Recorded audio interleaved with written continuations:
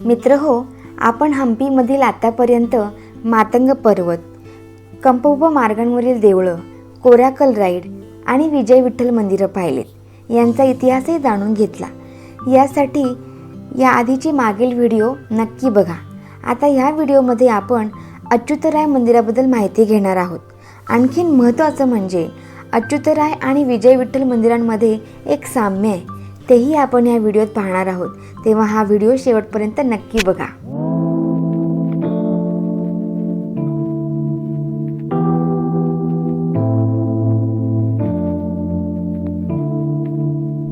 नमस्कार मंडळी, मधुरा आणि अनवट वाटामध्ये आपलं खूप मनापासून स्वागत. आज आपण आलेलो आहोत हम्पीतील अच्युतराय मंदिराला भेट द्यायला. चला तर मग सुरुवात करूयात आपल्या या व्हिडिओला आणि पाहूयात अच्युतराय मंदिरातील मस्तपैकी असणारं सुंदर असं नक्षीकाम आणि सर्वात मोठी बाजारपेठ अच्युतराय बाजारपेठ. चला तर मग सुरुवात करूयात आपल्या व्हिडिओला.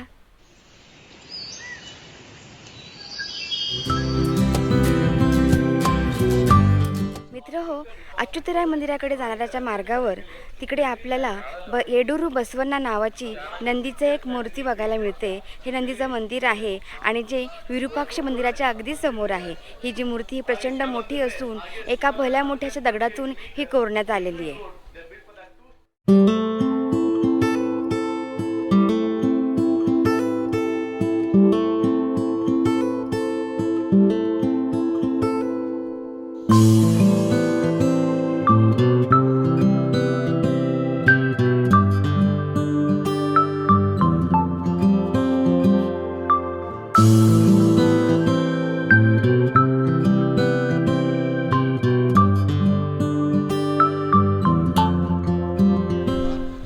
आता आपण अच्युतराय मंदिराच्या पायऱ्या ज्या आहेत त्या चढतोय. याही पायऱ्या प्रचंड मोठ्या असून भरपूर अशा पायऱ्या आपल्याला चढून जायच्या आहेत.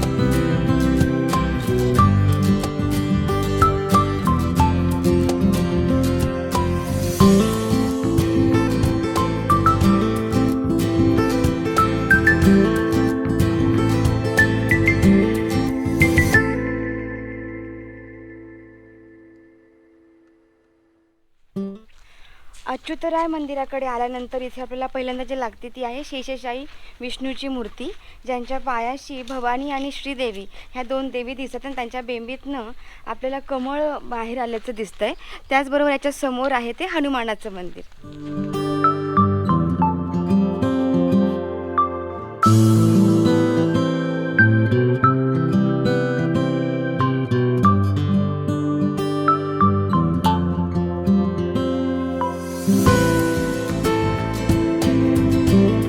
इथपर्यंत पुढे आल्यावर आता आपल्याला जायचं आहे ते अच्युतराय बाजार आणि पुष्करणीकडे. चला तर मग निघूयात.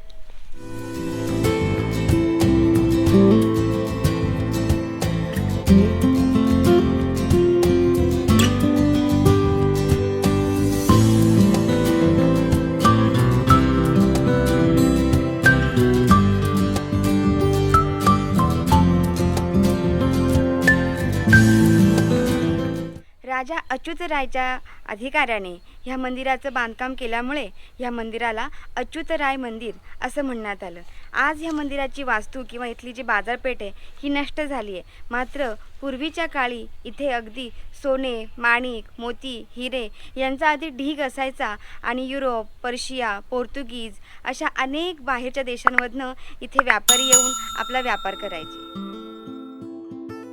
अच्युतराय मंदिरासमोरील बाजारपेठ म्हणजे सर्वात मोठी बाजारपेठ, जिथे देश विदेशातून लोक व्यापारासाठी येत असत. पर्शियन प्रवासी अब्दुल रज्जाक याने विजयनगर साम्राज्याला भेट दिली होती. तो आपल्या वर्णनात लिहितो, माझ्या डोळ्यांनी हम्पी इतकं अप्रतिम शहर मी कुठेही पाहिले नाही किंवा त्याच्या तोडीचं शहर कुठे ऐकलंही नाही. अनेक टेकड्यांवर वसलेल्या शहराला एकामागे एक अशा 7 वर्तुळाकार बांधकाम केलेल्या मजबूत तटबंद्या आहेत. समृद्धी एवढी की भर बाजारात सोने, चांदी, हिरे, मोती आणि केशर यांचे विक्रीसाठी ढीग लागलेले असतात. अच्युतराय हे मंदिर भगवान विष्णूंच्या तिरुवेंगलनाथ या रूपाला समर्पित आहे. परंतु हे मंदिर राजा अच्युतरायने बांधल्या कारणाने कालांतराने याला अच्युतराय मंदिर असंच नाव पडलं. आता आपण अच्युतराय मंदिराच्या प्रांगणामध्ये आहोत आणि इथे जर आपण बघू तो विजय विठ्ठल मंदिराप्रमाणेच हे जे पिलर्स आहेत ह्या खांबांवर वेगळे वेगळे जे चित्र आहेत ते तसेच आहेत, जसे ज्या प्रकारे विष्णूंची रूपं दाखवलेली असतील किंवा बालकृष्णाच्या लीला वगैरे किंवा सर्पमूर्ती, हे सगळं सेम आपल्याला इथेही पाहायला मिळतंय.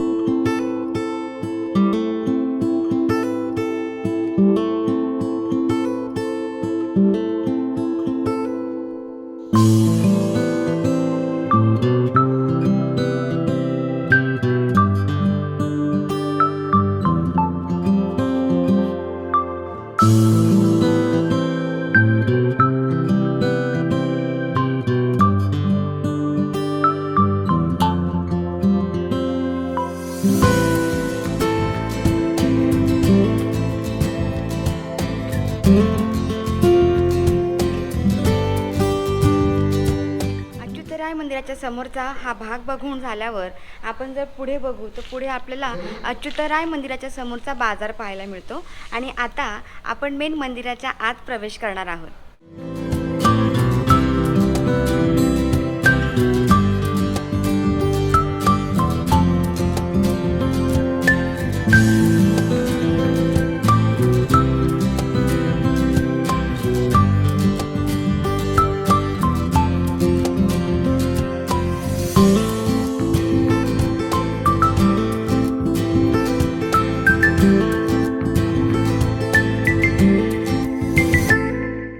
मंदिराचे उंच उंच गोपुरं त्या जागेच्या प्रशस्तपणाचा दाखला देतात. समोर आयताकृती मंदिर, त्यावर एकाच दगडात कोरलेले याळी शिल्प आणि त्याच्या शेजारी उभे असलेले 2 द्वारपाल. मंडपात प्रत्येक खांबावर कोरलेले पुराणातील वेगवेगळ्या कथांचे प्रसंग हे सर्व आपल्याला मंत्रमुग्ध करतात. याचाच अर्थ असा की विजयनगरमधील कलाकारही आपल्या कामात वेगवेगळे प्रयोग करत असावे आणि ते शिल्प किंवा ती वास्तू आणखीन सुंदर कशी दिसेल यासाठी प्रयत्न करत असावेत, ह्याचाच यातून अंदाज येतो. बाहेरच्या बाजूकडील भिंतीच्या उत्तरेला मुख्य प्रवेशद्वार आहे. त्याच्या गोपुरावर विजयनगर साम्राज्याची राजमुद्रा म्हणजे वराह आणि तलवार कोरलेले आहेत.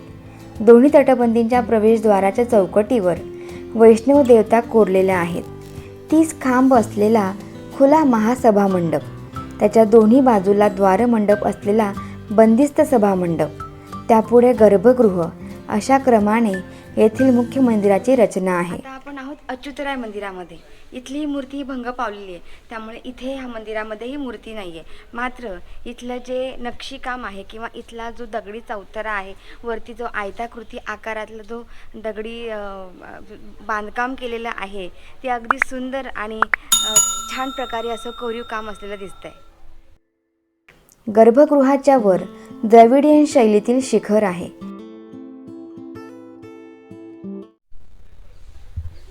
या अच्युतराय मंदिराच्या प्रवेशद्वारापाशी आपण 2 कोरीव मूर्त्या पाहू शकतो. मात्र असं वाटतंय की ह्या ज्या 2 कोरीव मूर्त्या आहेत ह्या नंतर आणून ठेवलेल्या आहेत. ह्या इथेच दगडात कोरलेल्या दिसत नाही आहेत.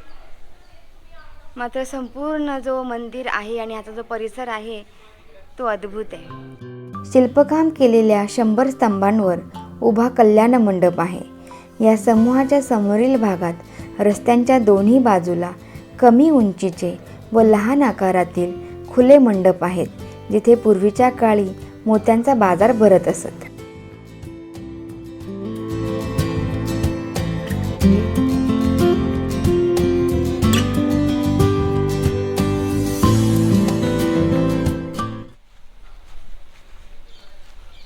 आपण जर ह्या मंदिरात आलात तर आपल्याला मंदिर फिरून झाल्यावर हा एक प्रदक्षिणा मार्ग पाहायला मिळतो.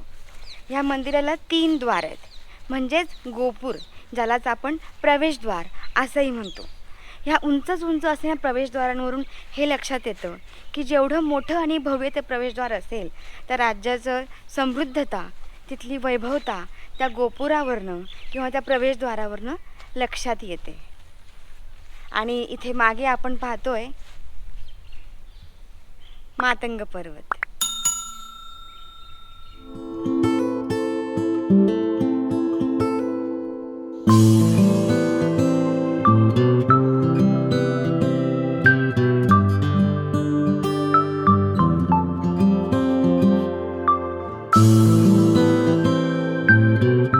हे आता आपण जे पाहतोय ते असावं जुन्या काळातलं पाण्याचं टाकं किंवा पाण्याची बारव किंवा विहीर आपण म्हणूयात. मात्र आता याच्यामध्ये भरपूर सारी अशी झाडी उगवण्यात आली आहे, त्यामुळे कदाचित हे आता वापरत नसावं.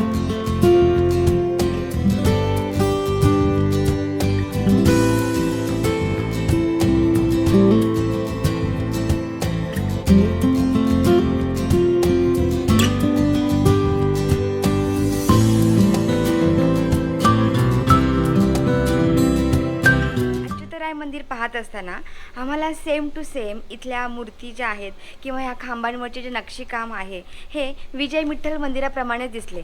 त्याचबरोबर विजय विठ्ठल मंदिरामध्ये जे म्युझिकल पिलर आहेत ते पिलर्सही आम्हाला इथे एक एक करून ह्या पूर्ण प्रवेशद्वाराच्या आणि जे प्रदक्षिणा मार्ग आहे त्या प्रदक्षिणा मार्गावर दिसले. आणि महत्त्वाचं म्हणजे आम्ही जर ते पिलर वाजून पाहिले तर आम्हाला सेम विजय विठ्ठल मंदिरामध्ये ज्या पिलर्सचा आवाज येतो तसा आवाज इथे येतो.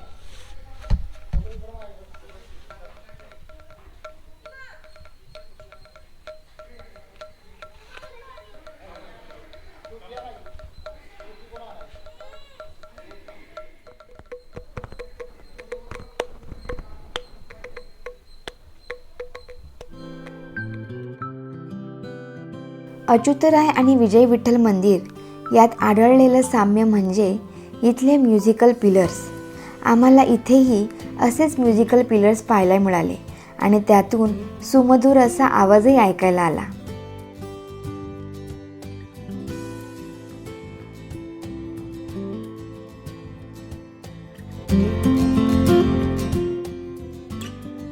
हंपीतील इतर मंदिरांप्रमाणेच अच्युतराय मंदिर सुबक आणि सुरेख आहे. 2 संरक्षक तटबंदीने वेढलेला हा मंदिर समूह 16व्या शतकात राजा अच्युतराय यांच्या कारकिर्दीत बांधण्यात आला. एकापेक्षा जास्त आयताकृती तटबंदी आणि त्याच्या मध्यभागी मुख्य मंदिर अशी रचना म्हणजे मंदिराच्या स्थापत्यशास्त्रातील पुढचीच पायरी आहे. व्यंकटेश मंदिर, प्रदक्षिणापथ, सभामंडप, महासभामंडप, कल्याण मंडप आणि देवीचं मंदिर अशा सर्वांचा या समूहामध्ये समावेश होतो. अच्युतराय मंदिराच्या मागच्या प्रदक्षिणा मार्गाची आज पडझड झाली आहे, मात्र त्यांच्या भिंतीवरील चित्र आजही जिवंत आहेत. कला ही नेहमी जिवंतच असते, मग ती कितीही जुनी असो, हीच हे शिल्प आज सांगतायत. हंपीला भारताचं ग्रीस असं म्हणतात आणि अशा सुंदर अशा हंपीमधलं अच्युतराय मंदिर आज आपण पाहिलं. आपल्याला हा व्हिडिओ कसा वाटला हे आम्हाला नक्की कमेंट करून सांगा. व्हिडिओ आवडला असेल तर व्हिडिओला लाईक आणि चॅनलला सबस्क्राईब करायला विसरू नका. आणि हो, हंपीतील आणखीन आणि खूप सुंदर सुंदर अशा व्हिडिओसाठी ह्या चॅनलला सबस्क्राईब नक्की करा. पुन्हा भेटूयातच अशाच एका वेगळ्या व्हिडिओमध्ये. तोपर्यंत धन्यवाद.